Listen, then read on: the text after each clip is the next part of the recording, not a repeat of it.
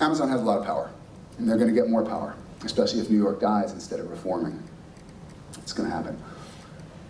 But the question isn't, I think, is Amazon going to be the only company? Because that's not going to happen. I don't know of any company, I'm not a historian of monopolies or anything like that, but I don't know of any situation where there's been only one player. There have been situations of monopolies, trusts that need to be broken up, that sort of thing. But I look at Amazon, and what I need to know is not that they have kind of like equal competition, because that's not what's required to protect my interests and the interests of other writers and readers. It's that they have to have meaningful competition that keeps them honest. You can have a dominant player, as long as the dominant player is looking around and saying, God, I'm not so far ahead of the pack that I can afford to screw up or try to take advantage, I will then be overtaken. That's what I want for my own comfort. Like the Apple iStore forced Amazon to get 70%. That sort of thing. And so when I look at Apple, Google, Kobo, Smashwords, Barnes & Noble, I'm not so sure about. I mean, I'm cheering them on, but I think that's a tough, they're built on brick and mortar, it's hard. They've done, in many ways, an amazing job of transitioning to digital, but still, a pretty tough road ahead for those guys. So when I look at the future, I don't want an Amazon monopoly. I won't be any more happy with an Amazon monopoly than I am with the current New York monopoly. And it is a monopoly, by the way. I've written about this a lot. Some people don't like my terminology. It's not a monopoly in the literal, there is only one company sense. It is more of a quasi-monopoly. The results we're seeing are what you get from a monopoly, even though it is not a single company monopoly. It's more like a cartel that's run by a system of implicit rules. I could talk a lot about this, and again, it gets kind of theoretical, but let me just say one example.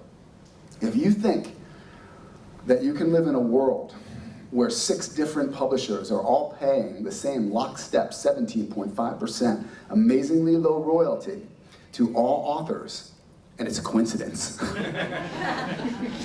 Not paying attention. Quasi-monopoly. And I don't like it, and I don't want to see it replaced. I want to see it broken up, and I want to see it reformed. So I want very badly for Amazon to face meaningful, robust competition. It's good for Amazon too. If I had some Amazon friends in the room right now, they'd be saying, yeah, what he said. We're ruthlessly competitive. Why is that?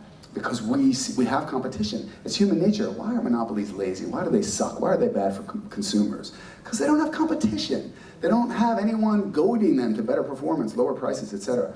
You know, I wrestled in high school, and I had some serious rivals. New Jersey wrestling's pretty good. And you know, at the time, I wouldn't say I hated them. I'm not really built that way, but man, I thought about those guys. I thought, like, if I wasn't training, what if they were training? And then I got to go train. I go to summer wrestling camp for long stretches because I'd be thinking of that rival. I'm going to be facing him next year. And like, I think it was, I forget who said this. Anyway, if every day you're not training, someone somewhere is training. And when you meet that person, he will beat you. And that was always on my mind. And I had a face behind the concept. It's that guy, you know. It was great for me. Those guys, if I could run into them today, I'd be like, thank you. Thank you for being my rival. You made me work harder than I would have. So competition causes better performance, and even if Amazon were in the room, they'd say, yeah, we want competition. We don't want to get lazy and thrive on monopoly rents like New York has done. So I am pretty sure that Amazon is going to face a lot of competition, enough competition to keep them honest. A lot of people say, yeah, right now it's great to be a self-publisher because Amazon, Barnes & Noble, Smashwords, they're all paying 70%. But wait till Amazon is the man and they've vanquished all their competition, then they're going to lower your royalties. You know what I say to that? I say, do you think they might lower them all the way to 17.5%?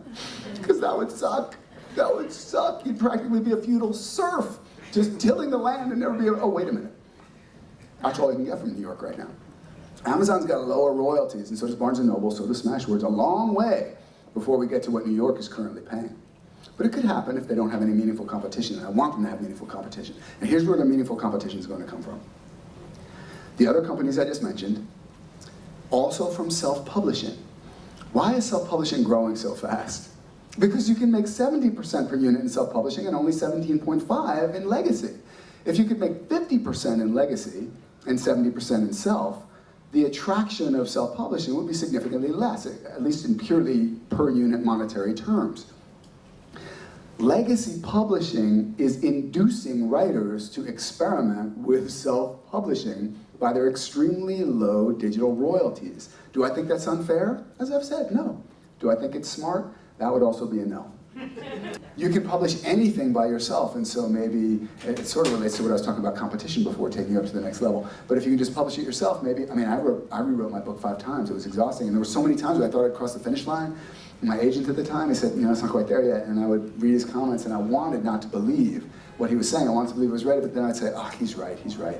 And I'd redo, and it was painful and time-consuming, but I did it. And if I could have just published that book by myself, who knows? So my experience with New York editors has been uniformly excellent. I've had 3 editors at 2 different publishing houses, and they've all been great. Some of them were not very good advocates, but that's separate from core editorial functions. So as editors, they were all really good. And my first agent was also, Nat Sobel, was also an excellent editor. And all these people really helped me get, Nat more than any, helped me get my book and my books up to speed better than I could have done on my own. So this is important. And now a few things, and everything I'm going to say now is probably going to be like on the one hand, on the other hand, and you're going to have to figure it out for yourself. But here's the thing. Okay, on the one hand, the first thing I think is, remember, a New York house is not the only place you can get an editor. There's a tendency in this business, and probably in life itself, to conflate a function that's being provided by an entity with the entity that's currently providing it. This is rampant in thinking about publishing right now. People, all the time, people say, you're self-publishing the book, don't you need an editor? And I say, yes, of course I need it. What do you mean? Well, but you're not working with a publisher. And I say, well, a New York publisher and an editor are not the same thing. And there are lots of ways of getting an editor separate from a New York publisher. And then people get that. So that's one thing to keep in mind. Don't think that the only way you can get superb editorial is from a New York house. Also don't think that if you go with a New York house, you are guaranteed to get a superb editor. That would be the theory of publishing. But I will say that my experience with 3 different editors, and I might be just extremely lucky, like I kept flipping a coin and it kept coming up heads, but my experience was very good. And my experience with my first agent also, best of all, I would even say. So that's one thing to consider. You don't necessarily need a New York house, but you probably will get a pretty decent editor, assuming there's a good match. You want to vet the editor. Like, don't just, I mean, if you only have one offer and you want to take it, then you take it. But if you have a choice, interview the editor. See what that editor, what is the editor's vision for your book? How do you click with that person? How's the chemistry? All that kind of stuff. These are all important things because you can have a really good editor in objective terms, but if you're a mismatch just in terms of chemistry or whatever, then it's not going to work. So those are important things. Part of the reason I'm able to hire an editor on my own right now is because I've learned a lot about the editorial process through having published 8 books and worked with various editors and agents. And that has enabled me to know what to look for in an editor and how to run an editor, how to manage an editor in ways that are useful to me and get the best out of my book. But the first time you write a manuscript and you haven't had this kind of experience, you might not be in such a good position, and that makes hiring an editor on your own harder, I think. And so, when I said you have to know what your objectives are, right? And you're thinking, okay, I'm going to legacy publish or I'm going to self-publish, which is it going to be? Let's take editorial, which is what we're talking about here. Forget about all the other things, the money and time to market and all that stuff, but look, I really want good editorial. I want to learn how to be a better writer. I want to learn how to work with a great editor. I want my novel to be the best thing it can be. Right now, today, if my buddy Joe Conrath were here, and I kind of wish he would, he might disagree with me on this and we get a really interesting, spirited conversation, but I think, on balance, no guarantees either way, I think you're better off going with the legacy publisher. If, on this one issue, I would give more weight to going legacy. Based on my experience, which might not be that representative, I've had 3 really good editors, and of course my agent, who was part of that whole system, who I wouldn't have gone with if I had self-published the book. I mean, all these people really helped me improve my books, and then eventually have resulted where I'm in a position where I feel quite comfortable, not in writing without an editor, that would be crazy. Not crazy, it's just, I mean, it would be crazy given my goal of producing the very best books that I can produce. It has enabled me to go outside the system on a kind of a la carte basis and hire people to do the things that need to be done. I have the wherewithal and the knowledge and experience to do that now, but I didn't when I was starting out, and I might not have been able to do nearly as good a job, but I probably wouldn't. So on this one issue, if the quality of the book is that important to you, then I would say on balance, you're probably in a lower risk situation going with the legacy publisher. Don't worry about the marketability so much. Just, if you are interested in the story enough to sit your ass down night after night instead of doing something more pleasant than sitting in front of the word processor and banging that thing out and all the hard thinking that goes along with it, It's not like digging a ditch, but I don't have to tell you, it's hard discipline to get yourself into the chair every day, day in and day out, with no certainty of a return, etc. It's hard. The chances of success with it are so uncertain, no matter what, that I feel like, good God, why would you want to write anything other than the thing you're burning to write? Even if you think it's not going to be marketable, if it's the thing that just blows your hair back, that's the thing you should write. And another thing I should mention about New York, Joe writes this about a lot more than I do, but the experts are so often wrong. Lee Goldberg is now making $70,000 a year from books that his publishers pulled because they didn't think they could make any more money from them anymore. And Lee got the rights back. He's making $70,000 a year from those books.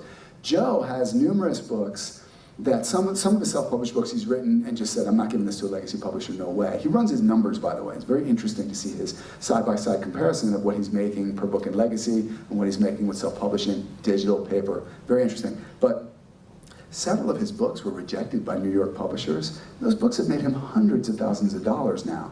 So, at least purely in monetary terms, and if a New York publisher were here, they would probably say, those books were atrocious, we didn't like them. And I'd say, oh, is that why you gave up hundreds of thousands of dollars not to publish them? I don't believe you. You know, you're trying to make a virtue of a necessity. It was a mistake.